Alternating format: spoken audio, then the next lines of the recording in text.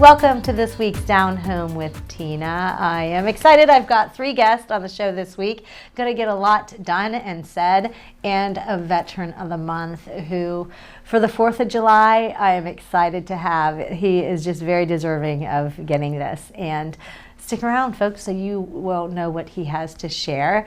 And also, Jamie Mathias, and I have got somebody who is involved with the 4th of July in a big way at different locations and different events, as well as after the 4th of July. So hang tight. It'll be just a couple of minutes. I've got some fun for you here on the Down Home with Tina show.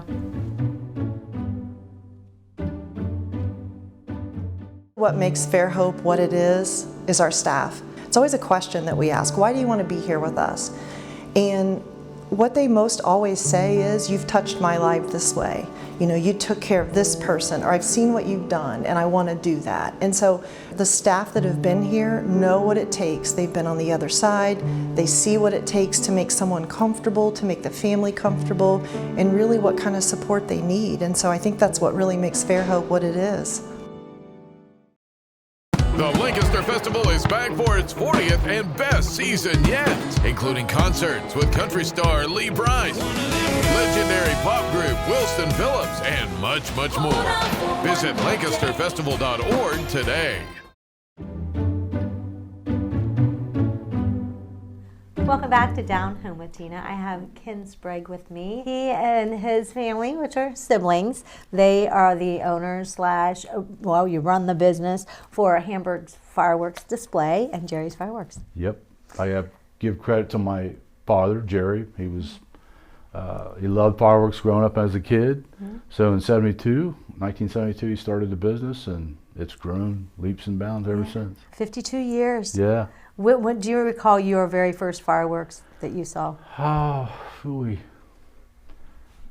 I would have to say it was probably something to do with the sparklers, I'm sure. Even though I don't particularly like them all as much anymore. But back then it was, everybody had them. Neat, to see. It's amazing. Something that was typically given to somebody that young.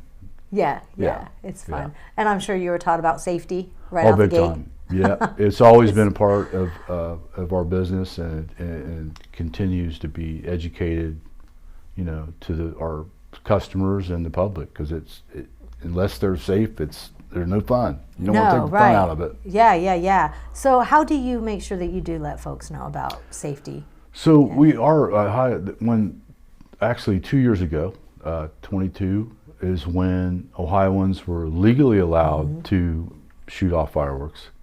And part of that legislation, we have to educate the public. We have to be able to sell safety glasses.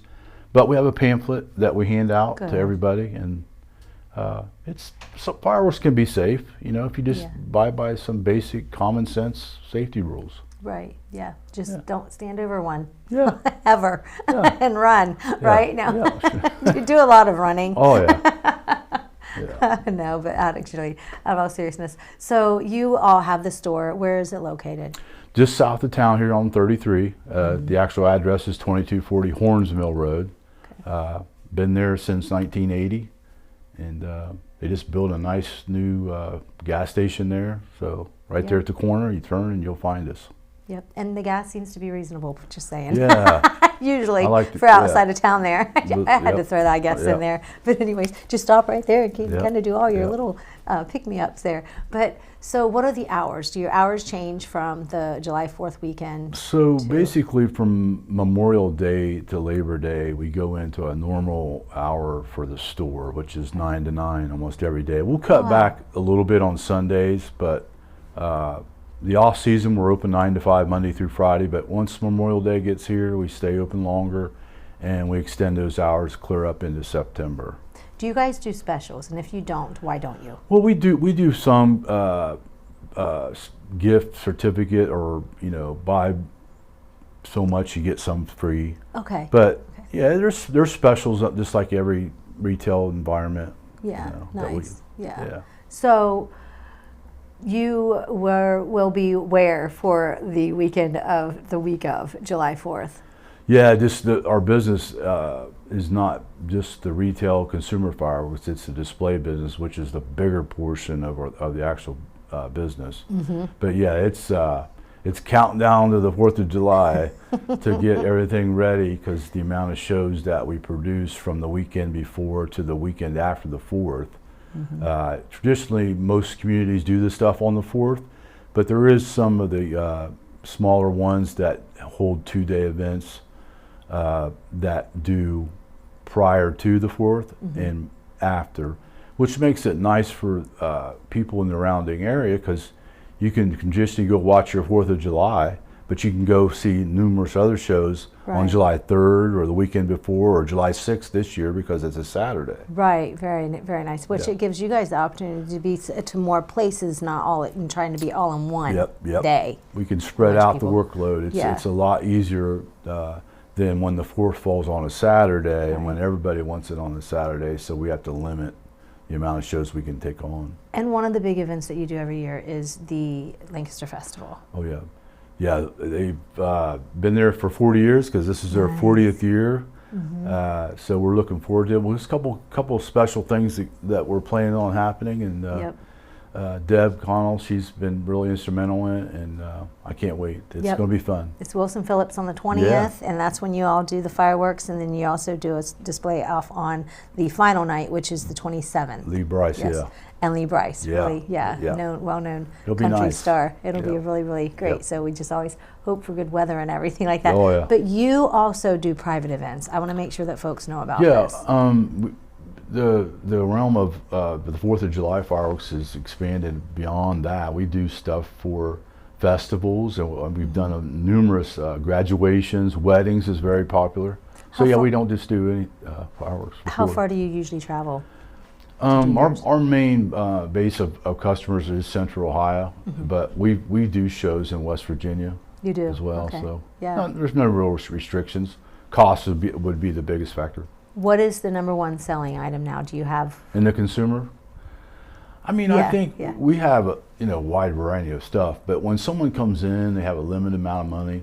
The assortment that contains everything is, I think, the best deal as far as getting what you want. Yeah, and you are locally owned and a family-run business. So I think that's important for folks that here locally know and keep that in mind when they go out and get their fireworks this year. It means a lot to be able to give to the community what we do, and being part of the tradition. It's great. Yeah. Anything else that you would like to share? Again, be safe. That's my education of what the product does, and be safe and have a great 4th of July. And I know it's already been passed, but folks also keep and pay attention to Hamburg's Fireworks Display, because you guys do have an event every year for your customers to come out and things we provide, as well. So I just want it's always just that first look for it. Saturday, around the first Saturday of June. We invite all of our customers to come look at preview product that we'll be selling this coming season. It's an annual event. So thank you so much, Ken. You're welcome. Folks, if you have any questions, give them a holler or stop out off of 33 South Lancaster. Thanks, Thank you. Tina. You're welcome. I'll be back in a few. Don't go anywhere. It's Down Home with Tina.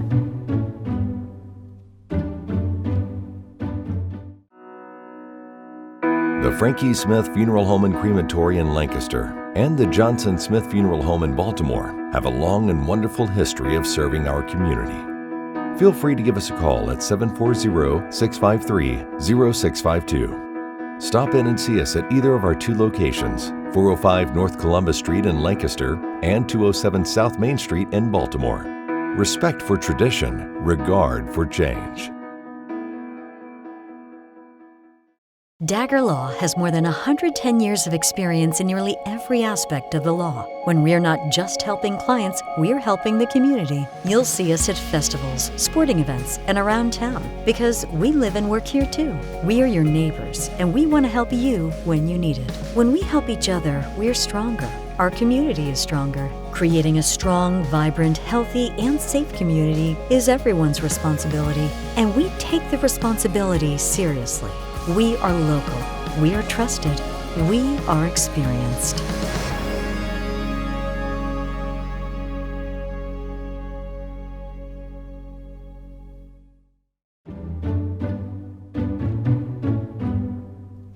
Welcome back to Down Home with Tina, and I have a guest that is here with me that I just know without a doubt I could sit and talk with for hours, but being that we don't have hours, we have less than 15 minutes. We're going to try to learn all that we can about him, but I don't even know how I'm going to do that because he was in the United States Army for a really long time. So my Veteran of the Month, I have with me Joe Machado, and I'm so excited to have you.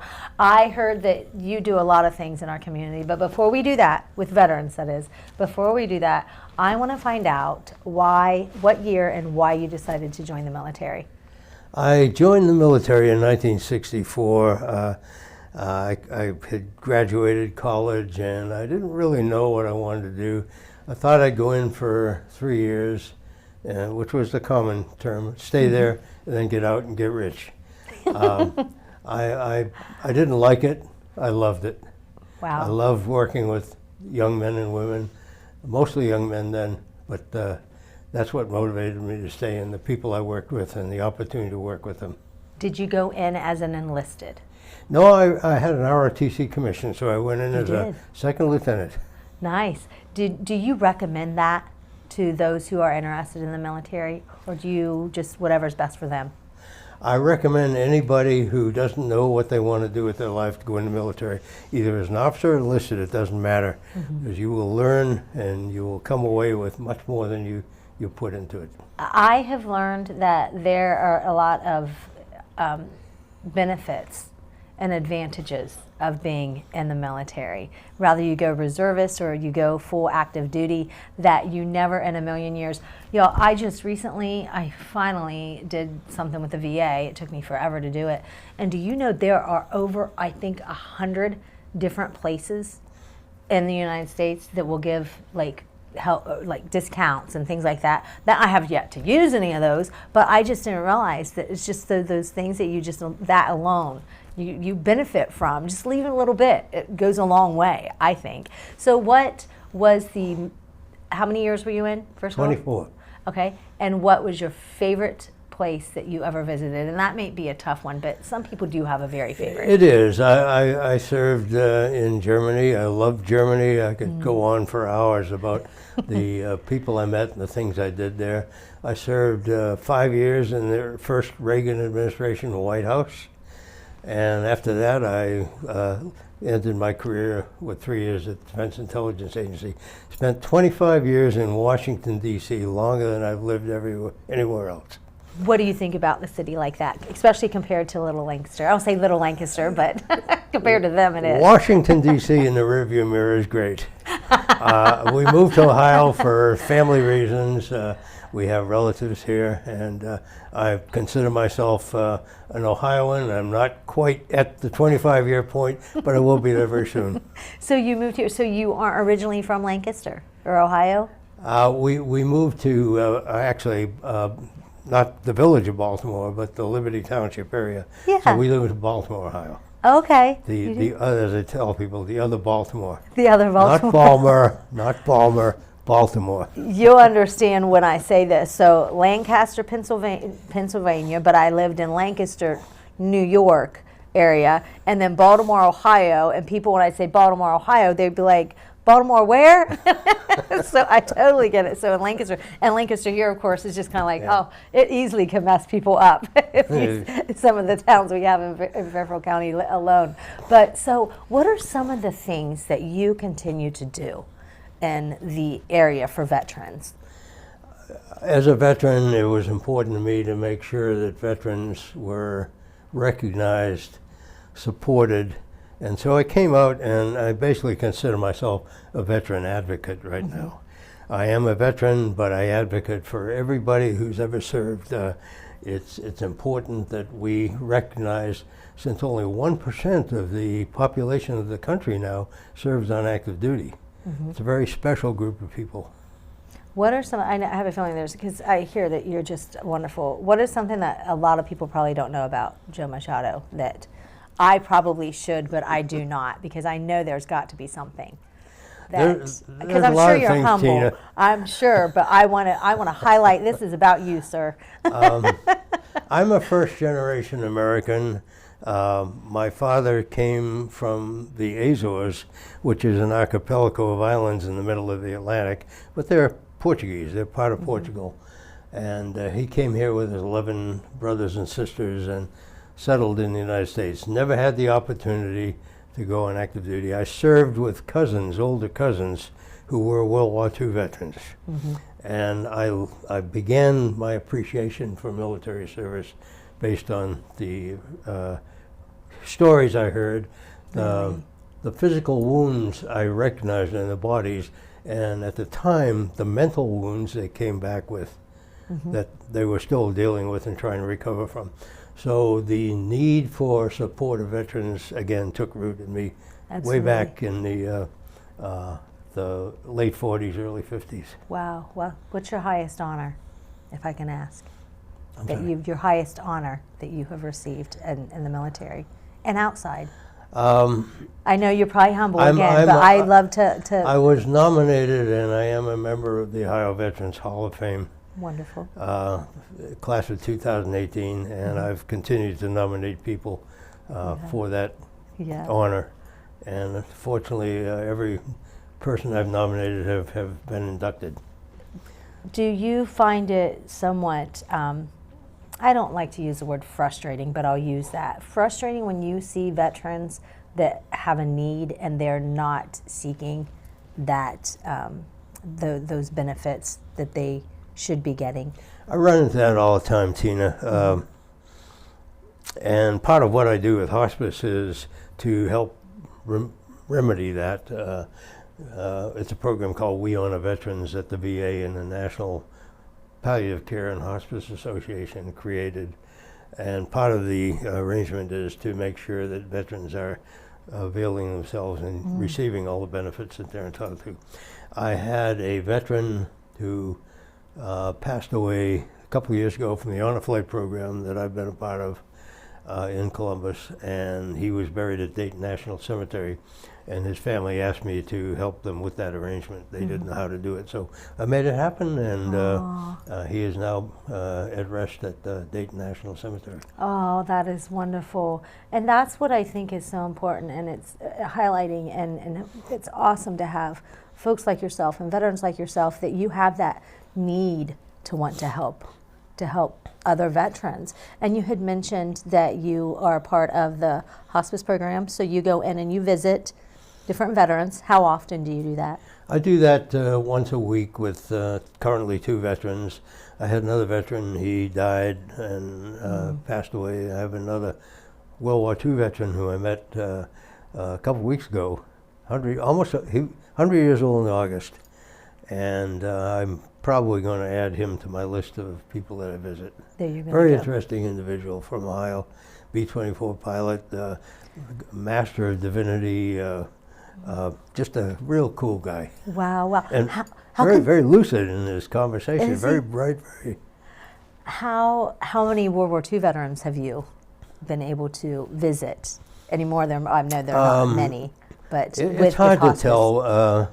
And I'll put it this way, they're probably, I think I saw the numbers, 120,000 left nationwide. Okay. Of which Ohio has the 6th largest concentration. Really? We probably have 10,000 World War II veterans here. Now, Really? on balance, I haven't seen that many of them because there's not that many to see. I've seen more Korean War, Vietnam, and Cold War veterans. Yeah, I bet you have met some fascinating veterans. Yeah, and they share their stories usually? They probably like to share them stories, some of them, you think? They share stories with me. I couldn't single out anyone in particular, but they're great people, and I just enjoy hanging out with them. They have stories to tell, and they will talk to me as a veteran. Absolutely. Whereas a family member who doesn't understand the language finds it difficult to draw them out and have them talk. But I know the right words. I mention something and we'll talk for 15 minutes on that. Yep. And those who are typically, I'm sure, in hospice, the lingo hasn't really changed much. Like some of the things that have changed nowadays, I'm like, what are you talking about? Some of the new veterans that are like 25, I'm like, huh? I don't know, but I know that in your generation, and even between me and you, it's still kind of like the same. You know the keys. So you know yeah, the keys. exactly. Yeah, exactly. So anybody that would be interested in doing something like that with hospice, how would they contact an organization to volunteer? Because that's fascinating to me. Hospice of Central Ohio has a website. Okay. Ohio Hospice, Hospice of Central Ohio, and there are links to volunteering, training, and all the things that you need to know. Yeah, for the kids. And donations always. Hospice of Central Ohio is a nonprofit hospice organization, so they live on their donations. The donation. Okay, wonderful. Anything else you would like to share with folks before I let you go? Just go Army, beat Navy always, and support your veterans wherever they are. That's right. Love them and get to know them. And no matter what branch as well, right, Joe? Absolutely. So, absolutely. Thank you so much for all of your years and your continuing to support and be an advocate for veterans, because we always need it. We always need it. So thank you for helping make that known. Absolutely, absolutely. Folks, don't go anywhere. I'll be right back. I have Jamie Mathias coming up. It's Down Home with Tina.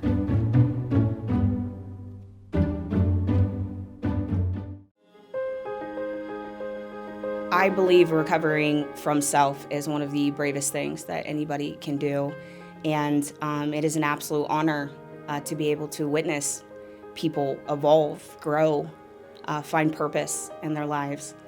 The reason why I do what I do is I love helping people, and I really love to work on understanding and striving to improve the lives of the people in our community. Being in Fairfield County is having a network of people around you. I like helping veterans, and I think I like that my job is never the same day to day. Every day brings a new set of challenges to overcome and new people to help, so it's always changing. Community, connections, collaboration.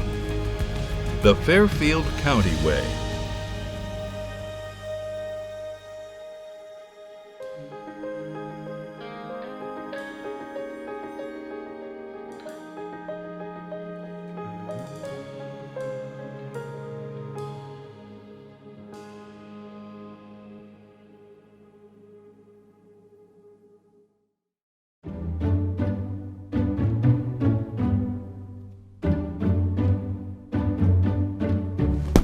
Welcome back to Down Home with Tina. I have Jamie Mathias with me. He's the program coordinator. I think that's what we kind of went with, right, buddy?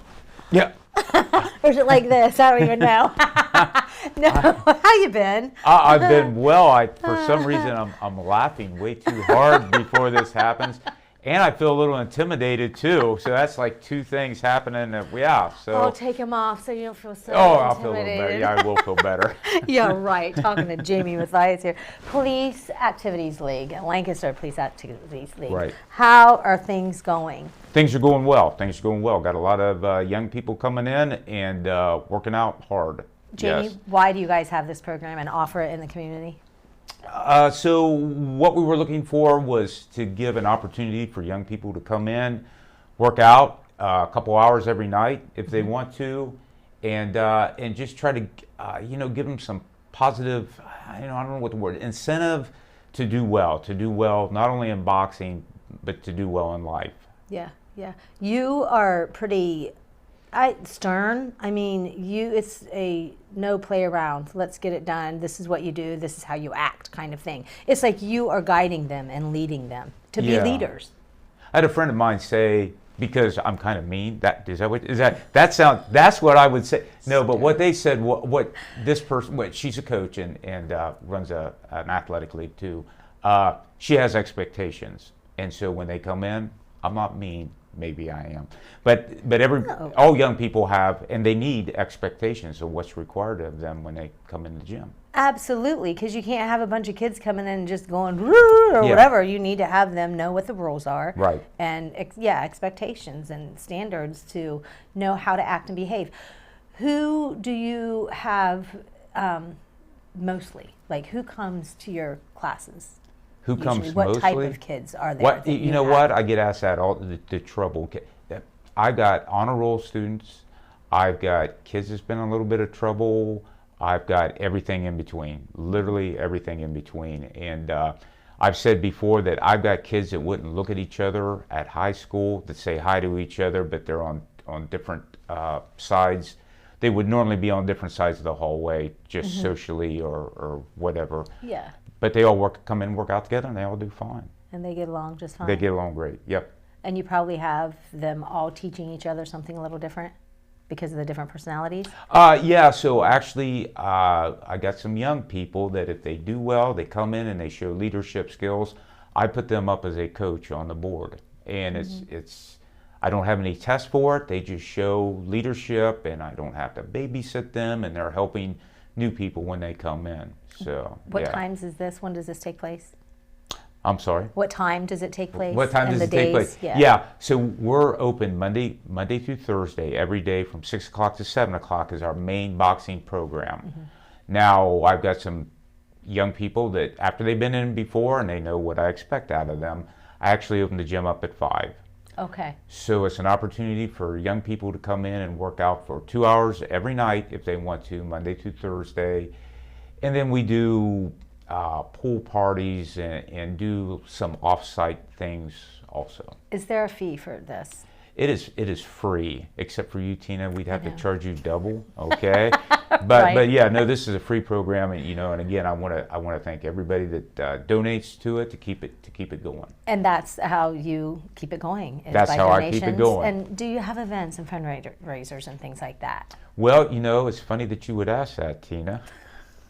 We ran a fundraiser. I guess it's been about 3 weeks ago with two local pastors. One is the chaplain for the police department, and one is the chaplain for the fire department. And we raised $5,000 for 2 nonprofits. No, what's really good is I've got somebody who's already volunteered to be in it next year as the main event. And Tina, who is that? I can't thank you enough for that. So I did say that, did I not? Don't wait. Yeah, you did say that. Yeah.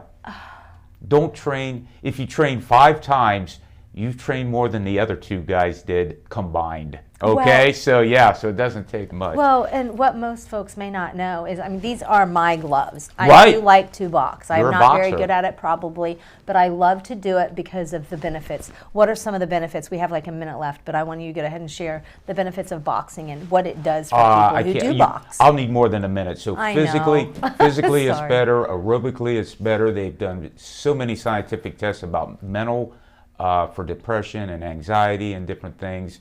And for whatever reason, it's hitting the bag. People are like, what? That can't be a good thing. I'm telling you what. I say this with all due respect with anybody who's ever faced any kind of death in the family, cancer, or anything like that. But when I'm punching that bag, I'm punching anybody that I feel like is hurting right now. And it is so gratifying for me to take it out on the bag because, I don't know, and I feel really good because I'm like my dad passing, I punch for grief, things like that. But it really does help. It does help. So I recommend taking up boxing, but don't do a whole lot of it all at once because it is a lot of cardio. It's a lot of work. It is, yep. Yes. Jamie, what is your contact information for anybody that has a youth and wants to find out more? So we are operating out of the Lancaster Parks and Rec Center, 701 Union Street. Okay. Or give me a call, 740-503-1936. Give me a call and we'll get you boxing. Perfect. Thank you so much. Thank you for having me. And I'm going to punch it out with him. No, I'm totally not going to do that because I am out of shape right now. I need to get back on, apparently, in gear for it. Folks, thank you so much for watching the Down Home with Tina show. I hope to catch you next week. God bless and good day.